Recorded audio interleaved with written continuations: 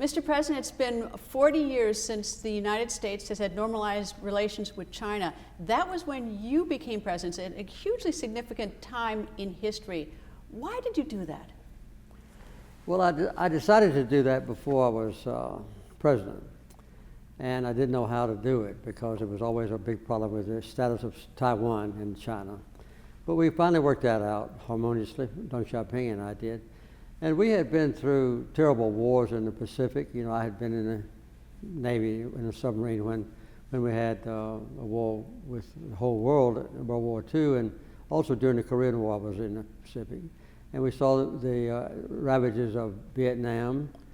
So there was a constant series of wars in the Pacific in which we were involved, including the one between China and Japan, where we were on China's side. So I wanted to bring peace, and since 1949 there hasn't been any wars in the Pacific. I think part of the result of that is because of good relations between the United States and China. We have, I think it was probably the most long-term significant thing that I did when I was in the White House, was to normalize diplomatic relations with China after 30 years of conflict.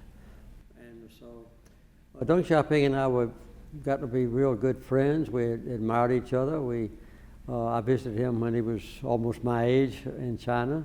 And I would say that he carried out his commitment of openness and reform to a very high degree of completion in China. They still have a way to go in human rights, but they've made tremendous progress. And so the relationship between the United States and China is now and will continue to be for a long time the most important bilateral relationship, I think, in the world. I don't think younger people, younger than I, realize what a big moment in history that was. And there's a lot of pushback from the Republicans, the Taiwan lobby, and you were, as I understand it, you began the negotiations almost secretly. Well, we did, and I got a labor leader to represent me because I wanted to be a tough negotiator, and a lot of people in the State Department were against it. So we never sent a dispatch to our representative in China from the State Department. All of them went from the White House to China and back to the White House instead of, we just bypassed the State Department. And no one knew? No one knew. And of course the Secretary of State knew, and Dr. Brzezinski knew, and a few of us, but it was very close to held secret.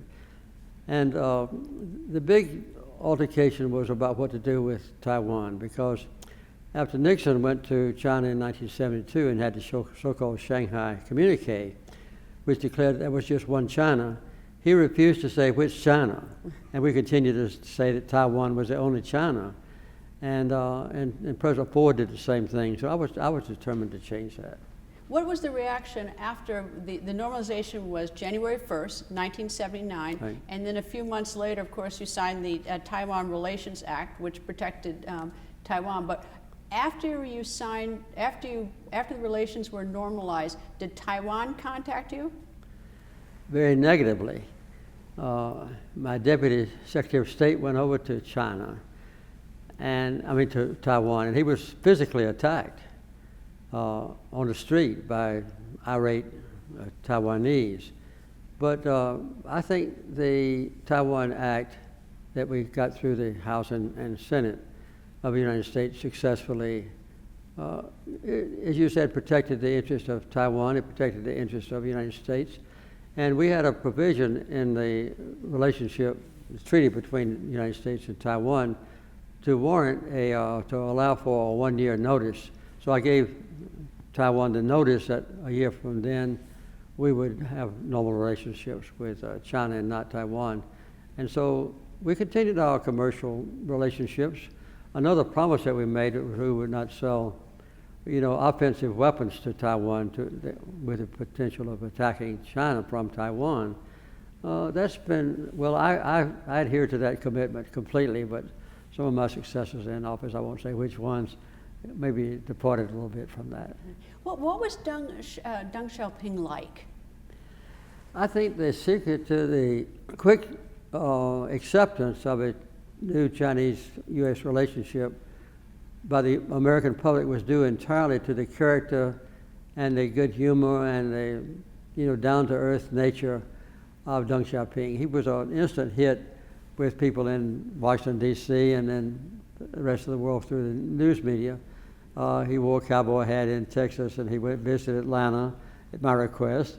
And so I think that that was that his personal characteristic of a good-natured, down-to-earth, honest dealing guy came across to the American public as, okay, China must be all right, instead of evil people like we thought before. What was the Soviet Union, what was their response? Because as they see that you and Deng Xiaoping are friends and we've got normalization relations, what about the Soviet Union? They were quite irate and attacked us through diplomatic means, complained quite bitterly, and said that we were lining up, that the United States and China would gang up against the Soviet Union. But I finally calmed them down, including Brezhnev, who was the president of the Soviet Union, and we got along fairly well with both of our previous adversaries after that. So fast forward to now. I mean, Yeah. you changed the whole course of history in terms of normalization of relations. Now we have the China, which has footprints all over the world with its Silk Road Initiative. It's got trade all over the world. It's got it's in our backyard in Nicaragua. It's building a military base, perhaps in the South China Sea. I mean, what do you think of China now? Well, what Deng Xiaoping promised to Chinese people, the world, and the United States, and me personally, was openness and reform. And they have had tremendous reform within China. There was zero free enterprise in China before that, and after that, China's become a very dynamic, open society as far as commerce and trade is concerned. And they have several billionaires now. They've made a profit, whereas before '79, no profit was permitted by anybody in China. When I was visited China the year after we normalized relations, it was completely impossible for a person to move from a small village to a big city or vice versa without getting personal approval from the Communist Party. That's all been done away with. Before with normalization, there was zero Christianity in China, either Protestantism or Catholicism. And Deng Xiaoping, at my personal request, passed a law of complete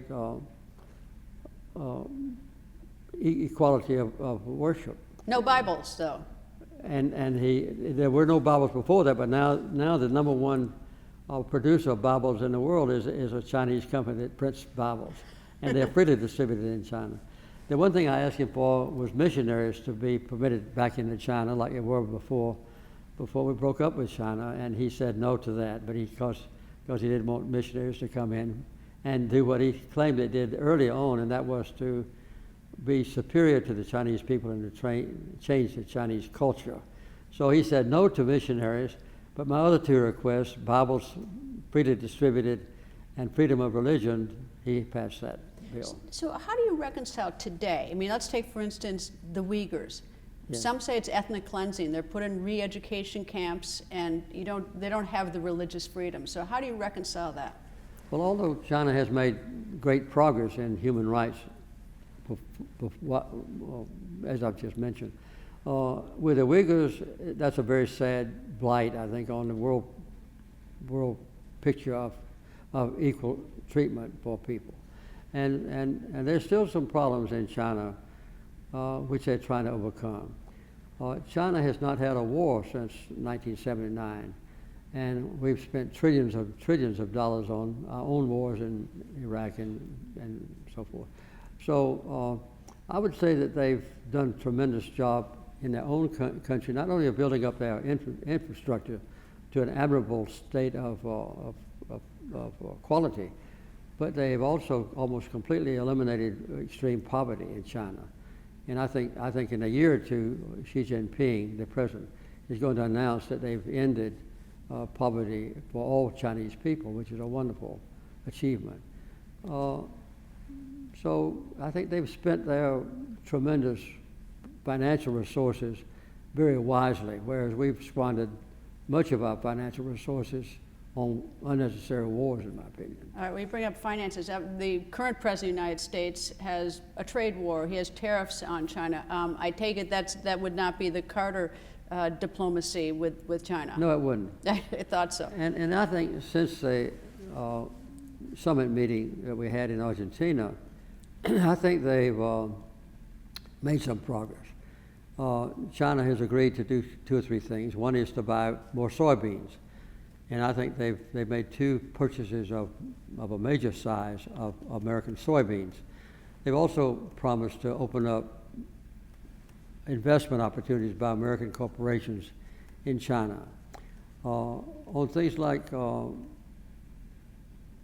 intellectual rights and copyrights to cover that, I'm not sure what progress they've made, but they've made some progress, and my hope is that the trade talks will improve the economies both in China and the United States. When we don't get along with China, it hurts both of us, not just us, not just China, but also it hurts the United States economically.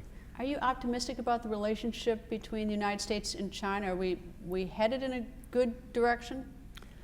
I think in the long term, the American people will see that getting along well with China is a key to our own prosperity and our own peaceful life and our own good life. And I think we have a temporary maybe setback under President Trump, but I can't predict what the next president will do.